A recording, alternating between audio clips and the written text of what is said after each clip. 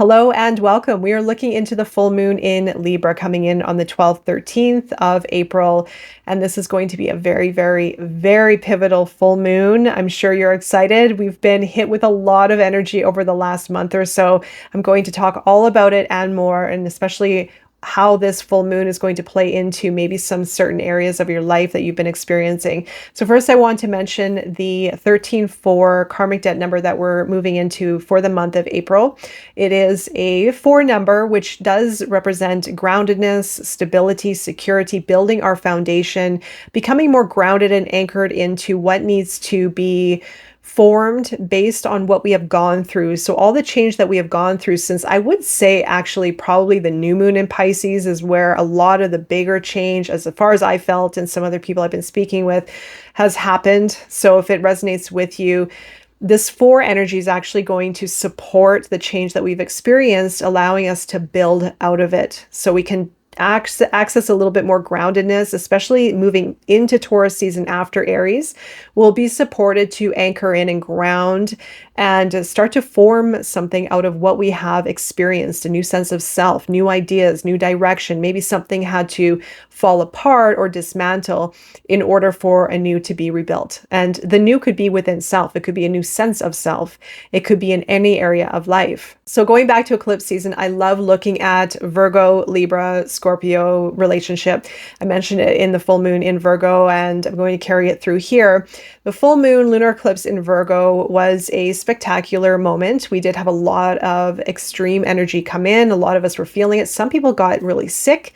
Some people, myself included, came down with a flu.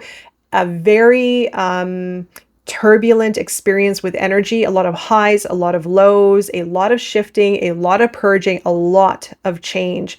So if this is resonating with you, again, this 4 energy is going to complement the change. It's going to bring it down a little bit into a grounded energy so that you can build your new foundation within yourself and within your life in some kind of context.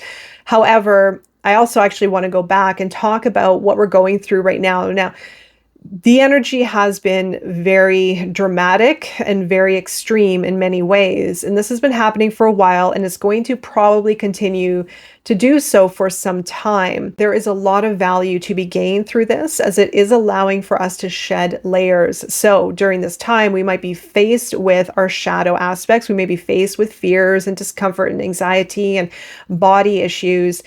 But I urge you to reflect on those moments. And those moments, the moments of uncomfortability, the moments of anxiety or uncertainty, or when the mind is going, or when the emotions are going, or when the body is going, those are the most valuable times to tune in and to listen as to what is trying to tell you, what is trying to show you, and what you can break through. And those are the times of breakthrough. Those are the times of deep self-inquiry. Those are the times of introspection, of piecing together the dots within yourself, between your mind, between false beliefs, between stuckness, between whatever you're going through. It is trying to show you something deeper about yourself so that you can work through another layer. And that is the beauty of these fluctuations of energy. And always listen to your body. If you feel that you need to rest more, rest. If you have energy to work, work. Go with the flow. But that's also going to test you. That's going to probably test some old patterns, like it has been doing for me as well, of how we can find more flow and trust during this process. And it is pushing us into a new way of being. It is pushing us into a new way of being, living, working, seeing, sensing, discovering. Right? And so the more that you work through it and with it, the more you are going to grow with it. And you're going to find that rhythm, which is really beautiful when you get there. So the Virgo lunar eclipse did offer a very pivotal time for us to do that work, for us to break some patterns, for us to observe, for us to face some fears, of course, that is a natural byproduct, but it could have brought up a lot of unconscious behaviors or symptoms, such as, again, the thoughts, the fears, the emotions, the physical symptoms. Like I said, for myself, got really sick around that time or just before that time. But during that time, it was a very powerful moment, a very powerful time for purification. That's what Virgo does. It is a mutable archetype. It loves to change for improvements so that we can be better. right? So that we can be purified in some sense, right? So the virgin energy of Virgo moves us into Libra. Libra takes that experience and takes that understanding or the knowledge gained through the experience and finds more of a truth with it, the equilibrium, a new sense of balance. And then it sees the truth, it understands, it dissects, and then it passes it over to Scorpio, where Scorpio transmutes it, takes it into the depths of the underworld, the underground. So the next full moon is going to be really strong as well. So this trio is actually quite important to work together. So you can look back during the full moon, the lunar eclipse that we had in Virgo, what was really coming up for you during that time? What has changed? Do you feel like a new sense of self in any kind? Definitely also the solar eclipse in Aries helped with that. We are in the axis of the polarities of Libra and Aries, where Aries, the solar eclipse in Aries, allowed us to understand the relationship of I, of me, and where we feel drawn towards who we feel now as we have gone through this big shift. Who are we now today because of that? And this full moon in Libra is going to take us into a different experience.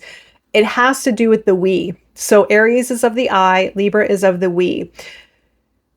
We had the South Node in Libra recently, and it has finalized. It has moved into Virgo. However, this full moon, and especially with Venus going direct at the same time, or relatively the same time as this full moon, is no coincidence, especially after the South Node that we had over the last while. So you might want to look back at your relationships, especially. Relationships are going to be highlighted under this full moon, and you can think of the we. Now, the relationship is going to be relationships with other people, but they're going to be relationships that have been the most prevalent, the most impactful in your life. So think romantic relationships, karmic relationships, family member or family members or friend. They're going to be very obvious. You'll know exactly which one it is or which ones they are that have left the biggest impact in your life over the last, we'll say over the last year and a bit, but it could have been also up until recently. When we are met with difficult relationships, karmic relationships, it is going to reflect the relationship within ourselves. Always, relationships in our lives are our greatest teachers, especially the most painful ones, especially the most catastrophic ones, especially the most volatile, the ones that can hurt us the most, the ones that can destabilize us and cause friction and cause uncomfortable sensations and feelings. Those are the ones that are here to teach you something about you. It's not about the relationship. Now, when we are working through these relationship dynamics, we can tend to point our finger towards the other person. I can't believe you made me feel this way. This is all your fault. Blaming, blaming, blaming. But we miss the point when we do that about the fact they're trying to show us something about ourselves that needs to be looked at. Our own patterns, our own attitudes, our own behaviors, our own thoughts, our own feelings, how we are behaving and we are acting, because we need to take ownership over that. We need to be accountable over how we are acting, how we are behaving, and the imbalances within ourselves, because the imbalances in how we behave and how we act and how we think and all these things has some kind of repercussion in our outer world, and especially with relationships. So relationships are our greatest teachers. They always constantly are mirroring something back to us, mostly when they mirror back to us and we feel it. We feel that uncomfortableness, we get triggered, we get angry, we get worried, we get sad, we want to hold on or we want to push away. All of those signals are something that is unresolved deeper within ourselves. And when we understand how that works, they could be reinforcing a belief within ourselves, a false belief, or they could be literally mirroring something within ourselves, a wound within ourselves or a false belief that needs to be highlighted, or it will be highlighted, but needs to be looked at. And so through interpersonal relationships is where we grow. We can only get so far by ourselves.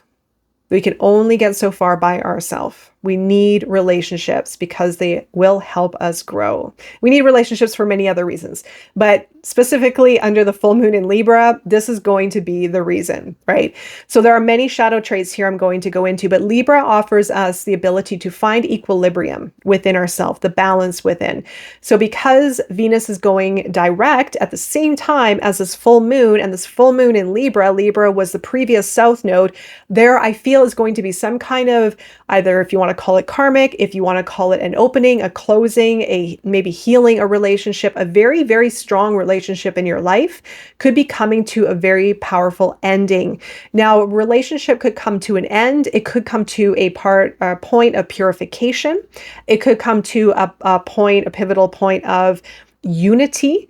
It could come to a point of balance, right? So it could come to any of those points. It could be complete removal, complete detachment, healing the wounds, healing the attachment. It could come to bringing the relationship closer together and balanced and harmonized, etc. So always, again, take time to reflect during this full moon. It's going to, of course, start with you, the relationship within yourself. That is the origin of all relationship dynamics, right? So the relationships that have been in your life, what were they trying to teach you about yourself? What were they trying to show? Again, try to resist pointing the finger out and blaming the other person. What is it that they were trying to show you about you? Deeper, go deeper, go deeper, go deeper. This is the full moon, and it's going to guide you into the depths of yourself to find that balance within and to find the truth within as well. On a collective level, this is where things get very interesting. We have Pluto in Aquarius, Neptune in Aries. We also have this now very strong divide happening between the new world and the old world. The old world is getting really, really, really thick. And if you know what I'm talking about, you know what I'm talking about. This is the world of war. This is the world of political power. This is the world of corruption. This is the world of top-down infrastructures that are trying to really, really reinforce their power, preying on people's emotions, fears, anger, divisiveness especially. And this full moon is going to be very strong for this particular theme. Now, the tides are churning. They are definitely changing. However, the divide is getting wider. Right. And so you might be noticing this. I have certainly been noticing this. And I have to mention also, through my own work, I've become more at peace with the old, right? And that is part of this journey that we're on. And maybe you're going through it. Certainly I have been on it, of finding the equilibrium within myself, but finding peace within myself and returning to my true self. And when you're in it, there is a great deal of understanding, enlightenment, to see the world through a greater context, and peace with the process, peace with what is, not becoming triggered and activated and mad and in fear because of what is happening in the world, but observing it, and also holding space and holding your light for the change that needs to happen.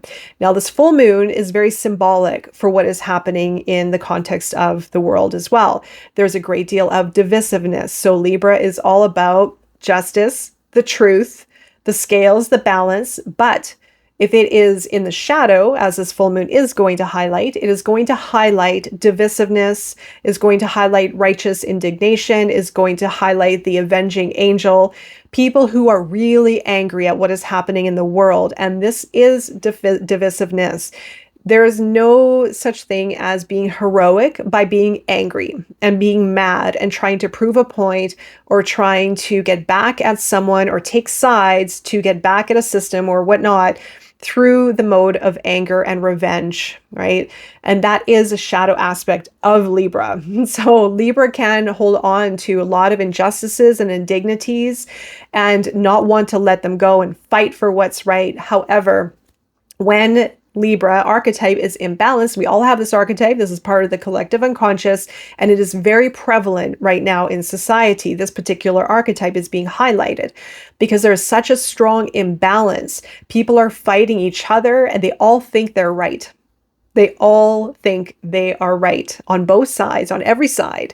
They all think they are right. And while there are other aspects such as the ego that gets involved in this, but just for this context, it is very symbolic for what is happening in the world and the greater context of humanity and this great divide that we are experiencing. So there's a lot of, again, fighting for truth, fighting for fairness, which is great. And we do need this to a degree, and bless the people who are fighting for what's right. However, we are also entering a new time where fighting isn't going to solve all the answers. We need to take a different approach. And now this is where the balanced Libra comes in, where we need to think about all sides, all perspectives, and bring balance and order into each area. And it's going to come from peace and understanding and our inner truth. So Libra seeks the truth, wants the truth through discernment, through analyzing, through seeking, through searching, right? And using its intellectual inquiry to find the truth and to give the answers and the solutions in the most balanced way possible. A lot of Libras can be great mediators. They can be great therapists. They could be great relationship counselors. They could be great friends. However, on the shadow side, it can fall into very imbalanced emotional outbursts, very vindictive. Again, this avenging angel, if you will, too, which can be very dark. Also on the shadow side of Libra, when a person is wanting to make things better and wanting to be there for people, Libra can be a very people-pleasing archetype. However, to a point, and if they are really watching themselves, they can hold a lot and harbor a lot inside and be almost, they almost might get to a tipping point where they can be very kind and very generous and very understanding to a point.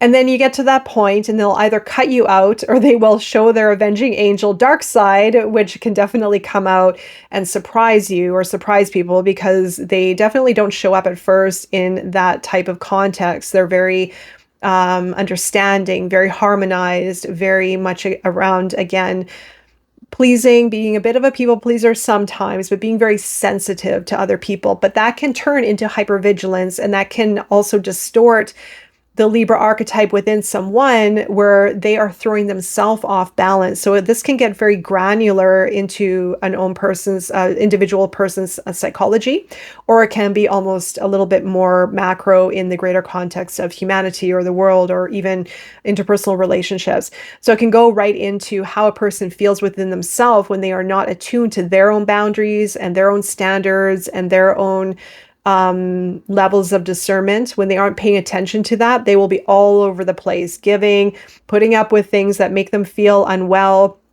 stretching themselves thin and getting really angry and harboring it in. And then it might all of a sudden be a blowout and show up in some dramatic way, or they might cut people out, or they might create walls because it became too much. However it lands, there can be a great imbalance when these areas are overlooked. So balance is key, equilibrium is key, and especially in the context of light and dark. This is something, especially if you are working with your own personal practice, finding peace and balance within. Going to the light, trying to be in the light, I'm in the light, I'm in love, and la la la all the time is not sustainable. Being in the dark, of course, is not sustainable. Where the peace lies is in the middle. It's in the balance, being aware and observant of both, being able to work with both, being able to understand both, being at peace with both. Therefore, you find the peace and the balance and the equilibrium within. So some great rituals that you can work on during this full moon, because we are back with traditional manifestation practices during the full moon, is about shadow work. It's about getting deeper within ourselves and not shying away from our own inner fears and imbalances in this context. And especially, I would almost recommend relationship dynamics, learning through relationships. So during this full moon, for shadow work, for release work, you can also cut cords to relationships, which I probably would recommend. Doing some cord cutting, energetic cutting, emotional cutting, mental cutting, or physical cutting, just so that you are reclaiming your energy and sovereignty within yourself, so that you're not losing your energy and losing your attention in other relationship dynamics or a relationship dynamic, and you're able to bring it back to yourself. So you can practice cord cutting rituals, cord cutting meditations, and do a lot of reflecting. I would also recommend on what relationships were highlighted in the last year or so And what were they trying to teach you about yourself? What have you learned about yourself? Not in anger or spite or resentment towards another person or sadness towards another person. Taking the emotions away, because that's all going to come from the shadow. It's all going to come from attachments or false beliefs or the ego. But by taking an enlightened view, connecting with your higher self, connecting with your heart, and connecting inward, and learning about relationships and also what those relationships gave to you from maybe a growth perspective, an evolutionary perspective.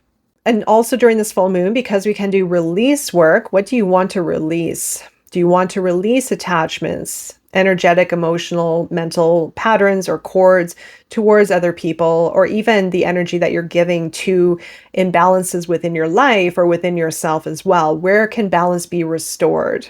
Where is there too much of something that can be brought in? So there's a balance back in your life in some kind of area. So it doesn't have to be relationships. It can be imbalances within the emotional states, imbalances within the energetic states, imbalances within maybe divisiveness, maybe being pulled in different directions. You know, wherever there's an imbalance, maybe working too much and not resting enough. You can bring in balance in any area of your life. However, relationships probably are going to be a very strong theme. And of course, the relationship within yourself. So in context of this Libra dynamic here of the full moon, we are shedding the peacemaker. So we don't want to be peacemakers. We don't want to throw ourselves in the fire and try to save people and try to be self-sacrificing, people-pleasing, putting ourselves out for others. We want to be discerning. We want to be a diplomat where we can see the sides of all perspectives. We can understand other people's perspectives, where they are coming from. We can gain a lot of insight through looking at certain dynamics in different perspectives. And we can also be very understanding and not give our energy to people and to situations where it's diminishing our own or is throwing ourselves out. And in the context of love, as this is part of the archetype of Libra, Venus going direct again, also in Pisces, is going to give a little bit of that boost where the emotions might get softer and more connected with relationships. Love, the power of love, or I would say the most powerful or one of the most powerful expressions of love, is when we are liberated within ourselves, when we do not have any attachments to anger, to resentment, to sadness, to grief, to attachments to the past. When we free ourselves and when we are aligned, when we are liberated, when we are sovereign, we have more love to give, and it comes from a very pure and powerful place. So that may also come into your viewpoint. It may also show up as an expression, as an experience. So take note of that as well. So maybe what you have gone through since this last South Node in Libra before Virgo, maybe there was a relationship that showed up in your life, or many relationships that allowed you to be more yourself, allowed you to heal, allowed you to go within, therefore resulting in more of yourself now in a greater context of love. All right, so I'm going to leave it there. I'm wishing you all the best during this beautiful full moon. Don't forget to sign up for the Shadow Project. I'm launching it in April, mid to late April, and there are going to be full moon rituals, shadow work, and of course, deeper dive work into Black Moon Lilith, which is really amazing. So hope to see you there. I'm wishing you all the best during this full moon and beyond, and take care.